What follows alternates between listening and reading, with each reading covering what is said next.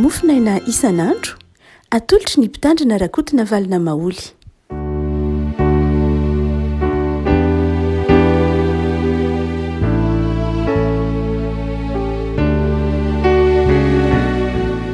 falmirahabatika revako malala tratrity larobia fa roapolo ny volana martsa ity ny filazantsara jaona toko fahatelo no zara mofinaina hotsika riavako jaona toko fahatelo andiny fahenina ambin'ny folo ka hatramin'ny faha raika ambin'ny folo jaona toko fahatelo andiny fahenina ambin'ny folo ka hatramin'ny faha raika amby roapolo amin'anaran'i Jesosy. Fa toy izao no nitiavan'Andriamanitra izao tontolo izao nomeny ny zanan'ilay tokana mba tsy ho very izay rehetra mino azy fa hanana fiainana mandrakizay. Andriamanitra tsy naniraka ny zanaka ao amin'izao tontolo izao hanameloko izao tontolo izao fa mba hamonjeny izao tontolo izao. Izay mino azy dia tsy ho elohina fa izay tsy mino kosa dia efa voaheloka raha teo satria tsy nino ianarana zanaka natokan'Andriamanitra izy ary izao ny fanamelohana fa tonga amin'izao tontolo izao ny mazava nefa leon'ny olona ny maizina toy izay ny mazava satria ratsy ny asany fa izay rehetra manao ny ratsy dia mankala ny mazava sady tsy manatena ny mazava tsy manatona ny mazava fandrao hita miariary ny asany fa izay manao ny marina kosa dia manatona ny mazava mba aseho ny asany fa atao amin'Andriamanitra izany. Ray masino mba namasinana ny fahamarinana ny teninao ny fahamarinana. Amen. Andininy fahavito ambin'ny folo fa Andriamanitra tsy naniraka ny zanaka ao amin'izao tontolo izao hanameloko izao tontolo izao fa mba hamonjeny izao tontolo izao. Andinin-tsotra masina miverimberina eo amin'ny fiainan'ny kristianina saika reny matetika ity jaona toko fahatelo andiny fahenina ambin'ny folo sy ny fahafito ambin'ny folo ity. Toy izao nitiavan'Andriamanitra izao tontolo izao nomeny ny zanan'ilay tokana mba tsy ho very izay rehetra mino azy fa hanana fiainana mandrakizay. Andriamanitra tsy niraka ny zanaka ao amin'izao tontolo izao mba hanameloko izao tontolo izao fa mba hamonjena izao tontolo izao. Ina no tiany jaona ho takatritsika amin'izany afatra mafonja izany. Andriamanitra izay toriany jaona amin'ity filazantsara ity dia Andriamanitra te hamonjy ny olona. Raha ohatra ka tonga aty amin'izao tontolo izao Jesosy ka hitsara dia tsisy voavonjana ray ara. Fa tonga aty amin'izao tontolo izao Jesosy mba hamonjy ny olona. Jesosy zany efa mahafantatra. Andriamanitra efa mahafantatra fa mpanota ny olona. Ny fahatongavan'i Jesosy dia tsy ny hanameloka ny olona ao anatin'ny fahotana satria efa meloka rahateo izy noho ny fahotana izay nataon'ny olombelona. Fa ny mahamaika an'i Jesosy dia izao ny hanavitra ny olona, ny hanafaka ny olona ao anatin'ilay fahotana mba tsy ho tratra ilay fanamelohana izy. Ny olombelona io zany mba tsy ho tratra ny fanamelohana. Dia hoy Jaona eto manao hoe Andriamanitra tsy naniraka ny zanaka ao amin'izao tontolo izao mba hanameloka izao tontolo izao fa mba hamonjeny izao tontolo izao. Andriamanitra naniraka an'i Jesosy mba hamonjena izao tontolo izao. Vonjena amin'inona ary izy?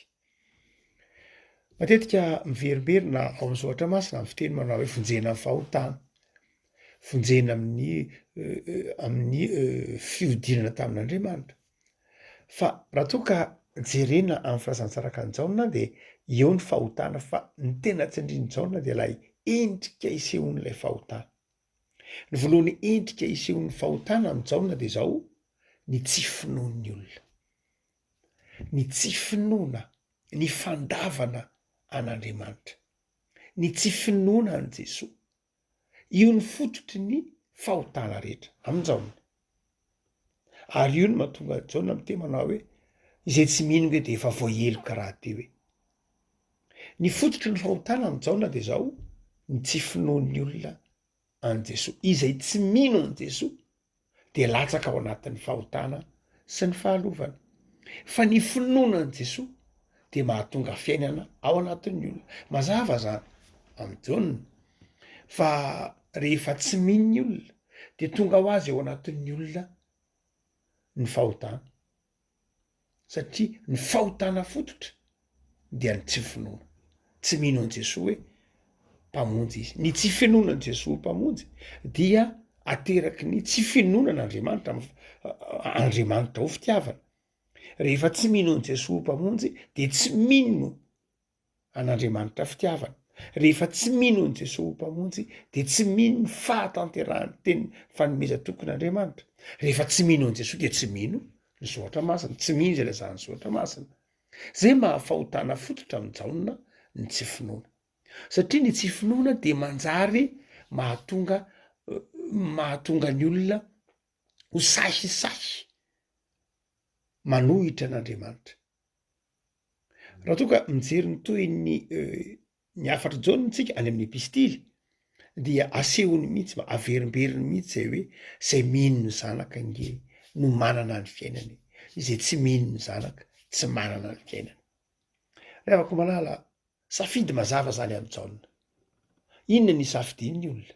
Ny safidin'ny olona zany de ny hoe ino sa tsy ino an' Jesosy. Misy ny teolojianina sasatsasany zay manao hoe ny finoana de fanomezam-pahasoavana, zany hoe Andriamanitra no manome ny finoana ao anatin'ny olona. Misy ny teolojianina sasany manao hoe tsy finoana, tsy hoe fanomezam-pahasoavana fa fanapahan-kevitra.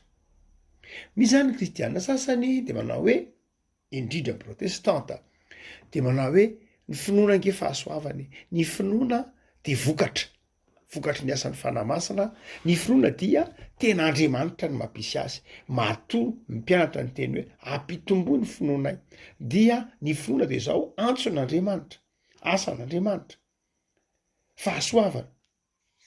Nefa amin'ny lafiny anankiray, raha ohatra ka mijanona ao am'izay de zao ka hoe fanomezan'Andriamanitra maimaimpona fotsiny finoana de inona zany ny fanapahan-kevitry ny olombelona? Misy zany men'Andriamanitra finoana de misy ny tsy men'Andriamanitra finoana.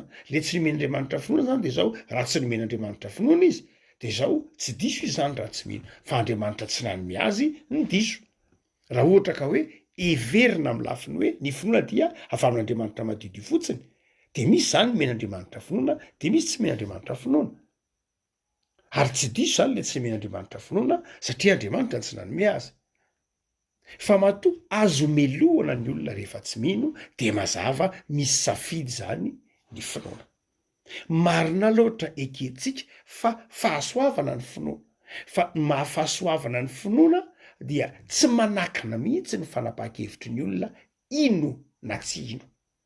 No zany de zao tompona andraikitra am'izay mahavery azy, na tompona andraikitra zay mahavovonjy azy ny olona ao am' Jesosy. Satria efa nentin' Jesosy ho azo takarina ny finoana. De fanapahan-kevitry ny olona fotsiny zany hoe za ino sa za tsy ino. Efa tonga eo anoloan'ny olona ny finoana amin'ny alalan'i Jesosy. Be de be ny hoe rehefa tonga de ty ambonin'ny tany Jesosy de be de be no amoraina, tonga mora raisina ny fitiavan'Andriamanitra. Hitanao Jesosy.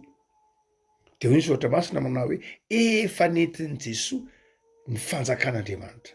Ho Jesosy raha toritezatsika ao amin'ny fiantsaraka Luka manao hoe ankehitriny no tanteraka zany hoe ny teny de tonga nofojaona, tanteraka ny hoe Andriamanitra naniraka ny zanaka am'izao tontolo zao, Andriamanitra naniraka an' Jesosy ho mpanafaka, tanteraka zany Jesosy. No zany de zao tsy afaka miala mihitsy isika na iza amin'ny hoe amin'ny hoe fitsaran'ny tsy finoana rehefa any aoriana, satria efa nentin'i Jesosy ny fanjakan'Andriamanitra ety ambonin'ny tany. De manana safidy mazava zany tsika hoe ino sa tsy ino. No entin'i Jesosy natsangan'i Jesosy ny fiangonana, nirahin'i Jesosy ny fanahy masina, nametraka tonga taminy alalan'ny fanahy masina, betsaka ny fanomezam-pahasoavana no entin'ny fanahy masina ao anatin'ny olona, ny toriteny, ny faminaniana, ny fampianarana, ny fanasitranana, be de be ny fanomezam-pahasoavana no entin'ny fanahy masina rehefa nirahin'i Jesosy ny fanahy masina. Nanomboka tamin'ny Pentekosta namela heloka Jesosy tamin'ny Pasika, tonga ny famelan-keloka, afaka ny olona, afaka noho ny fahotana, resy ny ozy ny fahotana, resy ny fahafatesana. Fa izao mbola tsy ampy zay ho Jesosy, fa tsy zay ihany, fa ilainy ianareo ho vavolombelona. Zany hoe ilainy ianareo ho vavolombelona ka de nirahiny ny fanamasina mba hahafahantsika mijoro vavolombelona no zany de zao mipetraka mihitsy ny fanapaha-kevitra hoe mino sa tsy mino, ino ve sa tsy ino ny olona ho an'izay mino de afaka amy fanamelohana izy, zay tsy mino kosa de mijanona ao anatin'lay fanamelohana izy. Rehavako jaona zany de manazava amitsika fa tompona ndraikitra isika am'izay mahavoavonjy atsika, Andriamanitra fitiavana, saingy Andriamanitra nitaona atsika handray izay nomeny atsika.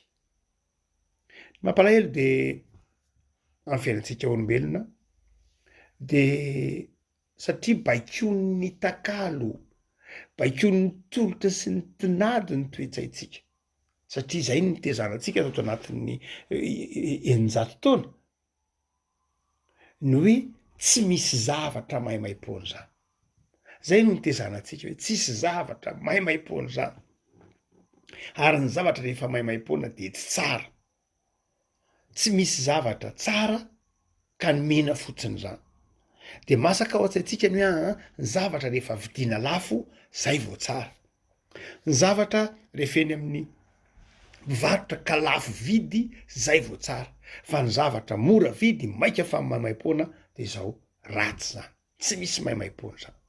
Han'ny olona ka tsy eken'ny olona mihitsy ny famonjena maimaimpona, hoe ny finoana ve de mahavoavonjy, za mino an' Jesosy ve de ho tafiditra ao an-danitra, za mino an' Jesosy ve de ho voavela heloka, za mino an' Jesosy ve ampy ve zay finoana an' Jesosy zay, satria tsika voafatotry ny toetsainy zao tontolo zao hoe tsy finoana fe tsy mariny zany fa tsy voatery ho zany hoe mino anao de voavonjy, fa mbola mila miezaka kely ianao, mila manaraka an'izao ianao, mila mandoha an'izao ianao, mila manome an'izao ianao, mila miafy an'izao ianao, mila be de be ny zavatra ataon'ny olona satria tsy ampin'ny olona le fieritreretana hoe maimaimpona ange ny famonjeny,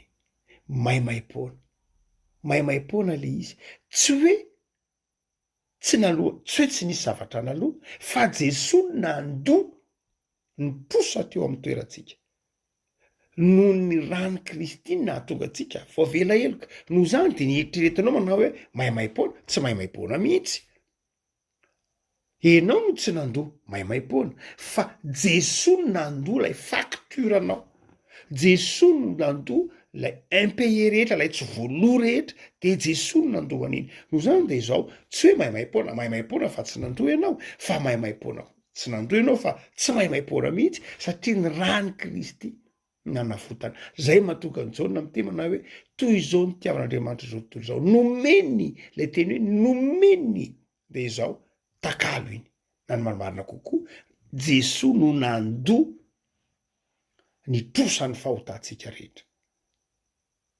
Rehefa malala misafidy ary tsika ny hoe ino sa tsy ino an' Jesosy, handray sa tsy handray an' Jesosy, ino an' Jesosy tompo sy mpamonjy ve, handray an' Jesosy tompo sy mpamonjy ve. Ny apokalipsa ny Jaona de miteny manao hoe indro efa mitsangana eo am-baravarana ho Jesosy ka mandondona, raha misy mihaino ny feoko ka mamono varavarana de hiditra ao aminy aho ary iara-misakafo aminy. Miandry fanapahan-kevitra amitsika Andriamanitra mba hahafahan'Andriamanitra mamonjy atsika amin'ny tsy finoana, mamonjy atsika amin'ny tsy finoana zay loharaha miteraka ny fahotana rehetra eto ambonin'ny tany, ny tsy finoan'Andriamanitra, ny tsy finoana ny fitiavan'Andriamanitra, ny tsy fanekenan'Andriamanitra ho mahay zavatra rehetra, ho fitiavana, ho mpamela heloka.